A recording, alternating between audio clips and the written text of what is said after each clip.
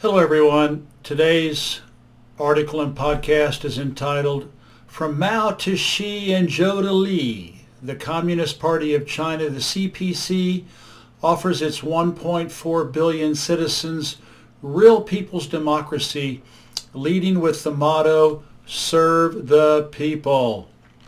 I'm not going to read out all the names. Go to the China Rising Radio Sinoland article page, which is posted below in YouTube, Brighteon, and SoundCloud to get the link. But it shows a really cool montage of all of the presidents from 1949 until Xi Jinping currently. And then there's another row below showing all of the premiers, again, from the beginning of China's liberation in 1949. It's a really cool montage. And I summed it up by saying all of them are working towards the highest goal of any government official, civic, business, religious leader, high and low, serve the people. Here we go. It is breathtaking to see how China as a nation and a people is continuing to develop and progress since communist liberation in 1949. As I wrote much about this subject in all three books of the China trilogy, President Xi Jinping and Premier Li Keqiang are an unbroken succession of outstanding leaders in governance for their 99%, maintaining peace and cooperation with the rest of the world. The West's oligarchs have gotten their imperial knickers all in a wad since the Communist Party of China, the CPC, is leading its 1.4 billion citizens to ever greater heights as they soar past the West into the 22nd century.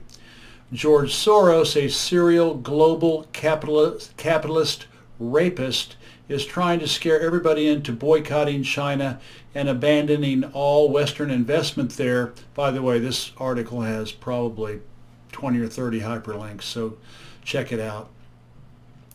BlackRock, the world's largest asset manager, isn't listening, and only the most rabid xenophobes and anti-communists are lending an ear. This while Eurangloland's carnival barking, three-ring circus, vaudeville democracy continues to embarrass itself, and its neoliberal austerity on the 99% continues to lower standards of living expectations with a commiserate and accelerating decline in infrastructure. Uncle Sam knew for 3 years that the Arecibo radio dish telescope in Puerto Rico could be fixed to prevent its collapse and let it implode. The United States has even seen a rapid drop in life expectancy. This decline has been going on for 4 years now, a sure sign of socioeconomic cancer.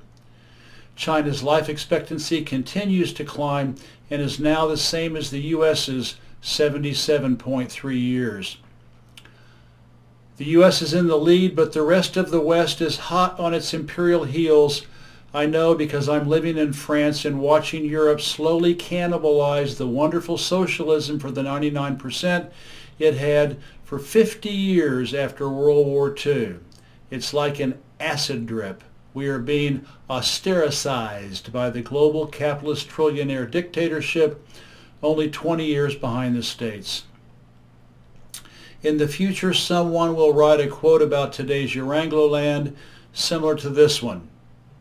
And this quote is, "Rome lived upon its principle till ruin stared it in the face.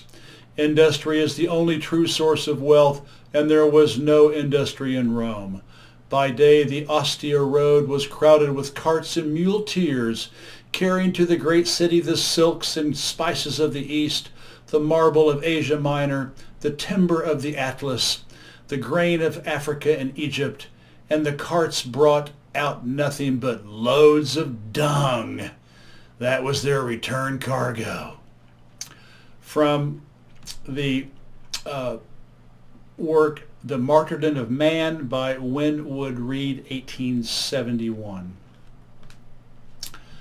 It is a question of priorities. Since the oligarchs' 9/11 false flag, The U.S. has spent $21 trillion on imperial wars, occupation, and militarism. This from Uber establishment Business Insider.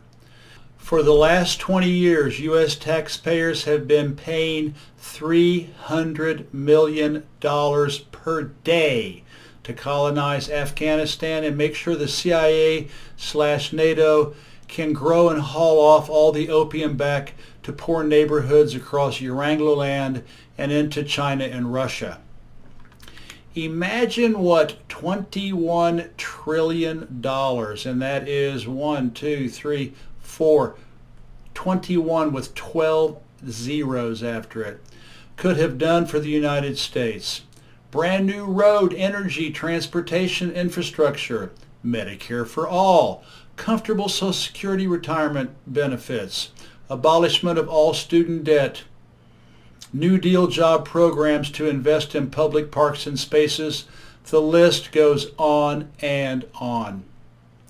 Hey, that sounds like what China has been doing since communist socialist liberation in 1949. China's 5,000-year governance has always been based on ethics, which boils down to the golden rule: do not do unto others what you do not want done to you. Over the millennia, this of course did not happen all the time, but the onus among all the leaders was omnipresent, and the citizens reflected this expectation back on them. Mao Zedong made famous his celebrated mantra, "Serve the people." However, this was official state policy going back to at least the Song dynasty, the 10th to the 13th centuries, and this meant for the 99%, not the rich and powerful elites. In the China trilogy is a photo of a farmer shearing a sheep, and I ask the question, when will Baba Beijing begin to take kilos of fat out of the rapidly growing millionaire and billionaire set? My reply was, when the people start demanding it. This last year, they made their voices heard. First, Baba Beijing outlawed all foreign cryptocurrencies and rapidly developed its own digital yuan under the aegis of the state-owned People's Bank of China, the PBC, their central bank, while Western privately managed bitcoins are unregulated no man's land and pure speculation. China's digital yuan is backed by the full authority of the PBC and its $3 trillion plus reserves, and other countries are taking notice. Next, after seeing how Western tech giants have become a de facto tyrannical government across the non-communist, socialist, anti-imperialist countries, Baba Beijing brought Baidu, Alibaba, Tencent, and other national behemoths to heel. Baba Beijing sent a shot across the bow of China's biggest tech behemoths, finding 12 of them for antitrust deals, including Baidu, Alibaba, Tencent, the BAT, the famous BAT trio, JD.com, Didi Chuxing, ByteDance, and Meituan, all of whom I've used a lot. The fines were symbolically small. Nevertheless, the message was clear. You exist to serve the country and its people first. Profits come next, and corporate power comes last. This while Google, Facebook, Twitter, Instagram, and the rest of the West big tech companies own their governments at the expense of the 99%. Alibaba, the world's biggest online store, was essentially nationalized for egregious anti-consumer business practices. This while founder and CEO Jack Ma evaded public exposure for 3 months. Alibaba was also fined a record 18.2 billion yuan, that's 2.7 billion US, for the trouble. Its national competitors got the message and followed suit to clean up their act. Next came Tencent, one of the world's biggest online game, music, and movie vendors and owner of the social media platform WeChat. A Beijing-based child protection NGO got the ball rolling by suing Tencent for addicting kids to games. Games began to be called spiritual opium. This is an historically loaded metaphor which resonated with the masses since China marks its nadir as the century of humiliation, 1839 to 1949, when the West flooded the country with illegal opium, addicting up to 25% of the population. This and other increasing public outrage culminated in Baba Beijing passing a directive restricting children under 18 from gaming online more than 3 hours per week. How to come up with the ways and means of making this happen? That's 10 cents and every other gaming website in China's problem to solve and demonstrate. Government prosecutors went after WeChat for not protecting minors. Harmful apps were removed from downloading, and those younger than 16 are now barred on online live streaming and video platforms. Wow. Anyone who can send me a link about the West protecting children from gaming addiction and media exploitation, please leave a comment below. For all tech companies, Baba Beijing came out full force to protect consumers' personal information and limit what can be stored on company servers, including global giants like Apple, Samsung, and Ericsson. Rafts of data protection laws were passed to make sure. This includes removing Didi Chuxing from all app download sites. This, the world's biggest taxi hailing service, while regulators can scour its data privacy policies. Meanwhile, back at the Western Ranch, everybody knows that the deep state is vacuuming up and storing every piece of data they can collect on every human being on Earth. Maybe seeing how the woke movement has rent Western society asunder, Baba Beijing banned effeminate men and, quote, vulgar internet celebrities, end of quote, from TV and gaming, while encouraging media to promote Chinese traditions and culture.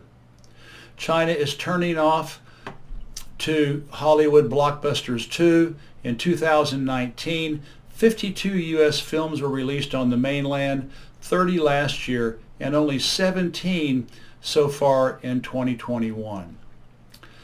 There is growing outrage among the Chinese people about media stars who have double nationality, which is against national law. Some are canceling their international nationalities, such as Nicholas Tse and Maria Cordero. Other big-name Chinese stars like Jackie Chan and Jet Li are also feeling the Sino heat. Chinese media notables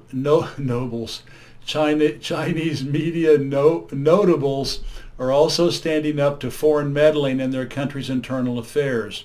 More than 40 of them have canceled high-paying foreign sponsorship contracts since these companies swallowed the big lie propaganda machines, the BLPM, projectile vomit about Xinjiang province and its Muslims.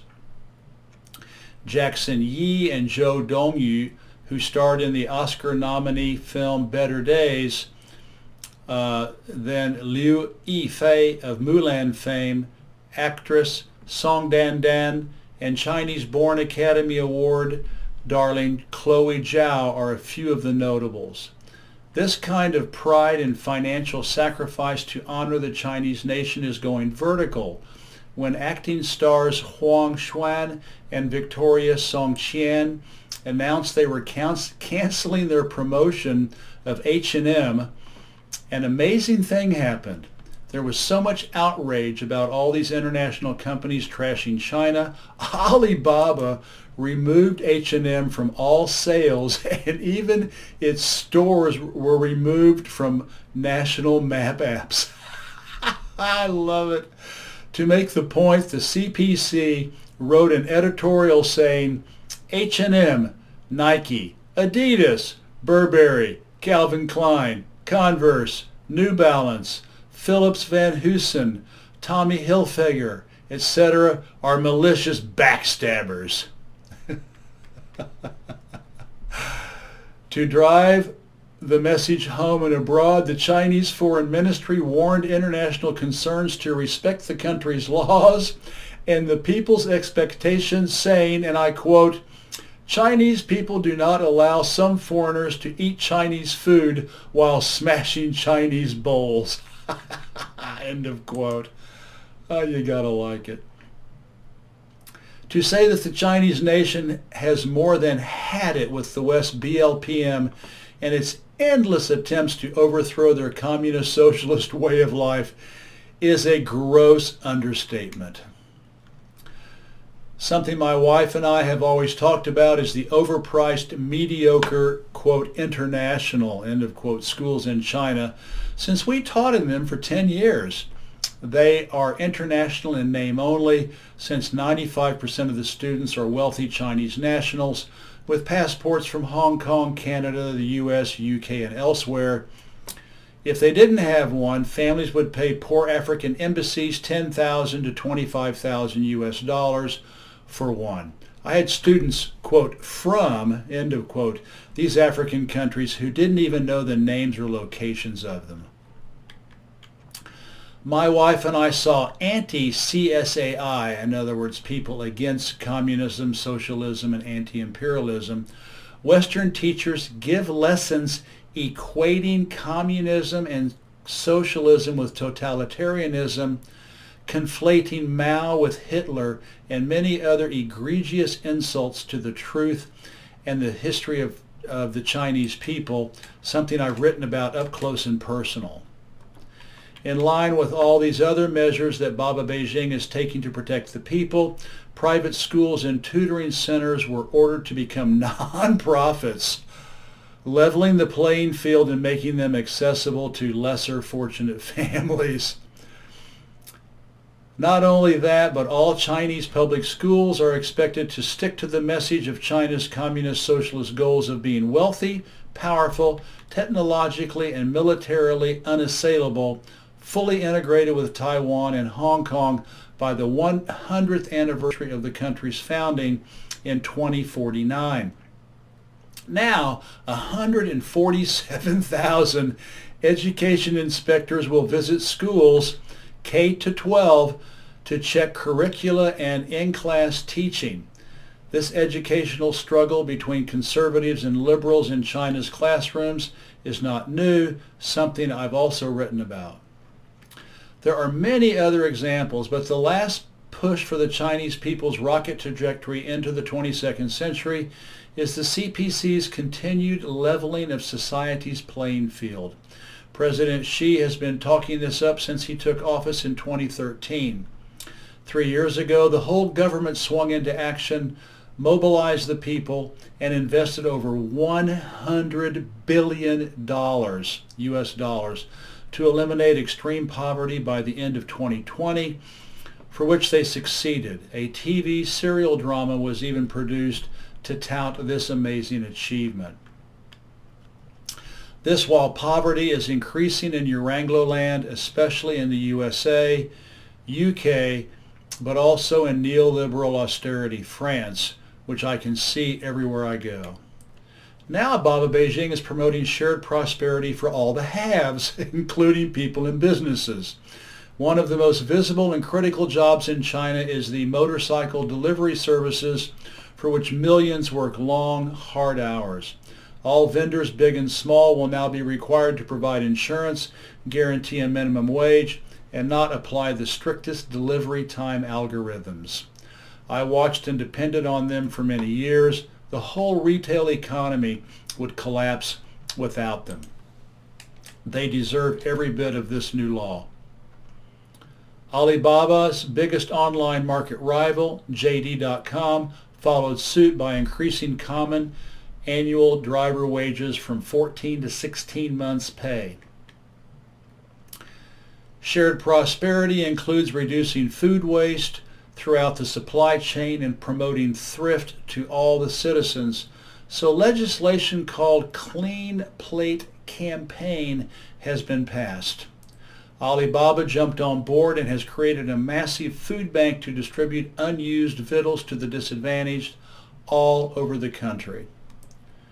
China's big companies took the cue and have begun establishing huge funds or contributing to poverty elimination foundations to go beyond the poorest already helped, but to move up the economic ladder to the disadvantaged. Billions of yuan have come forth, including from aforementioned Tencent, agricultural online platform giant Pinduoduo, Xiaomi smartphones, mega online services delivery platform Meituan, and ByteDance of TikTok and Douyin fame. We're not talking about millions. It is billions of dollars. Alibaba contributed 1/3 of its cash, 100 billion yuan. That's 15.5 billion US dollars to fund its now massive foundation to help achieve a 10-point program for the disadvantaged. This was after Tencent had doubled its foundation support to the same level. Since becoming CPC General Secretary in 2012, Xi Jinping has been kicking ass and taking names high and low throughout the party, kicking out, fining, demoting, and imprisoning hundreds of thousands of members, and he is relentless in keeping the metal to the pedal. In his 1 July 2021 CPC Centennial speech to its 95 million members, Xi warned them to make sacrifices for the country and the people, and evoking the nation's tens of millions of martyrs who gave their lives to liberate the masses from Western colonialism and foreign fascism, and to even experience pain. Funny, I have not heard Biden, Johnson, Macron, and Merkel inspire their peoples this way. In the U.S., we'd have to go back to Franklin Delano Roosevelt and the Great Depression, as FDR pulled the country out of its own heavily censored mass famine Holodomor. Not stopping there, the CPC just came out with its bilingual Human Rights Action Plan of China 2021 to 2025. To see what real democracy is, take a few moments to read about the Chinese people's trajectory from 2049 into the future. In sum, to define all these jaw-dropping laws, regulations, and initiatives, Baba Beijing and the CPC are saying no to your Anglo-land's ersatz Potemkin democracy, soul-sucking titty-tainment, society-destroying woke identity politics, including the trillionaire dictatorship and its global capitalist psychopaths who run the whole show. My good friend, comrade, and author Wei-Ling Chua sums it up best. He said, Western democracy is about allowing the capitalists to corrupt the entire process, openly allow legal corrupt activities via political donations and backdoor lobbying. The difference between China's socialist democracy and Western capitalist democracy is that in China, the government motto is serve the people. Therefore, the voices of the 99% are not only heard, but their dreams are realized for equal opportunities, enjoyment of basic human rights, such as affordable housing, public safety, healthcare, water, electricity, internet access, public transport, education, national disaster recovery relief, favorable tax rates, etc., and the ability to start a family and having children are guaranteed by government policy.